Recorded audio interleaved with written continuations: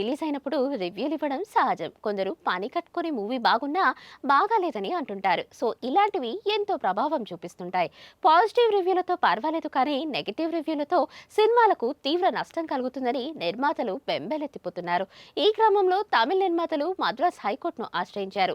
Cinema release అయిన తేదీ నుంచి 3 రోజుల వరకు ఆన్లైన్ రివ్యూలపై నిషేధం విధించాలంటూ Tamil film active producer associations Madras హైకోర్టులో పిటిషన్ వేసింది. రివ్యూలపై మార్గదర్శకాలు రూపొందించేలా ప్రభుత్వాలను ఆదేశించాలని టీఎఫ్ఏపీఏ న్యాయస్థానాన్ని కోరింది. సినిమా విడుదలలో 3 రోజుల వరకు యూట్యూబ్ ఛానల్స్లోనూ సోషల్ మీడియా పేజీల్లోనూ రివ్యూలు రాకుండా కట్టడి చేయాలని విజ్ఞప్తి చేసింది. విమర్శకులు సినిమాలపై రివ్యూలు ఇవ్వడంలో తప్పులేదని, అది వారు హక్కని, కానీ వ్యక్తిగత కక్షలతో ఓ సినిమాపై విద్వేషం వ్యాప్తి చేయడాన్ని అడ్డుకోవాల్సిన అవసరం ఉందని టీఎఫ్ఏపీఏ పేర్కొంది. దీనిపై విచారణ చేపట్టిన హైకోర్టు కేంద్ర ప్రభుత్వం, తమిళనాడు రాష్ట్ర ప్రభుత్వం యూట్యూబ్ కు నోటీసులు జారీ చేసింది.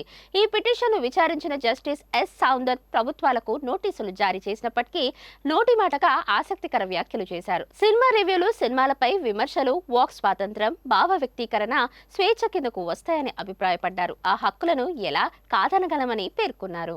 Please subscribe to the channel and download the Politicos app from the links in the description.